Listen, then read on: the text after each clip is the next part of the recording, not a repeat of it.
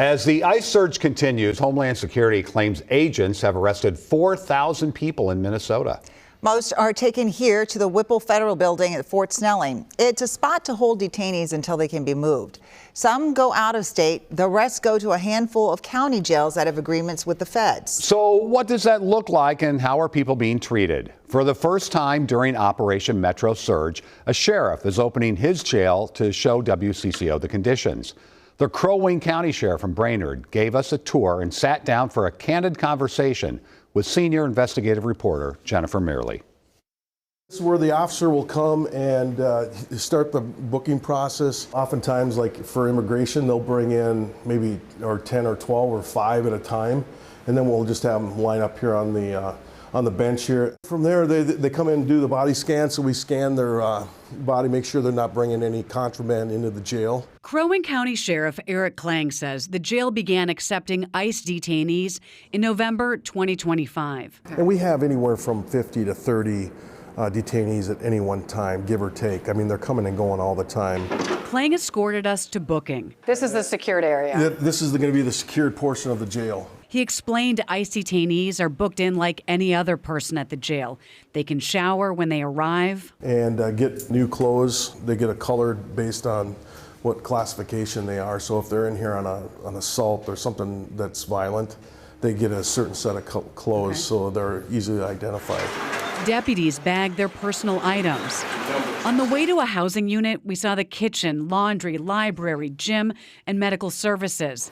This unit is where ICE detainees are mixed in with inmates. They'll be given a room, and they'll be able to use their iPad and talk to their families, FaceTime their families, or FaceTime the lawyers. Klang says he knows the decision to work with ICE is controversial, with some in the community and with relatives. It's a very heated, very divisive topic, you know. And I've been in law enforcement for 30 years. I've always worked with our local, state, and federal partners, and I'm going to continue to do that. We asked about who the county is housing in its jail for ICE and if they have a criminal history. Sometimes they have assaults or something like that on there that we'll get notified of just for classification purposes, so we know where to put them. But the majority of them, we don't know if they have anything or not. Should you know who you're housing in your jail? Yes, we should, and we do the best with the information that we have. They're not violent. They're very cooperative. They're very compliant. You know, we keep hearing about the worst of the worst, that they're targeting the worst of the worst, and I'm wondering, do you have the worst of the worst here in your jail? No, I wouldn't say that we have the worst of the worst in this facility. You know, they talk about, you know who's the worst of the worst. I asked Sheriff Klang if I could talk with people about their time in the jail, and he agreed. A man showed me his green band, signifying he's an ICE detainee. We couldn't show them on camera, but people lined up to share their story with me, eager for someone to listen.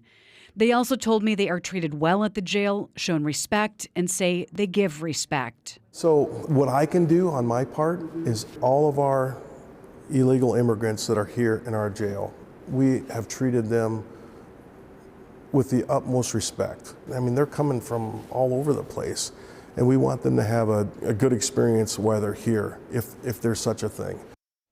All right, there were 41 ICE detainees at the jail yesterday when we were there. Some of them told me they had been there for months. I'm told there's no typical amount of time that they stay there.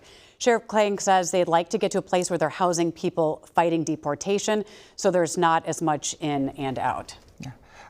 It's spotless and certainly really clean. Different from what we're hearing from about other places. Yeah, they say hospital clean and library quiet. There you go. Wow. So what's the county get out of this relationship with ICE? Right. Well, Sheriff Klang tells me the jail runs better when it's closer to capacity, so housing them helps that. You also heard the sheriff say he's committed to working with those local, state, and federal partners.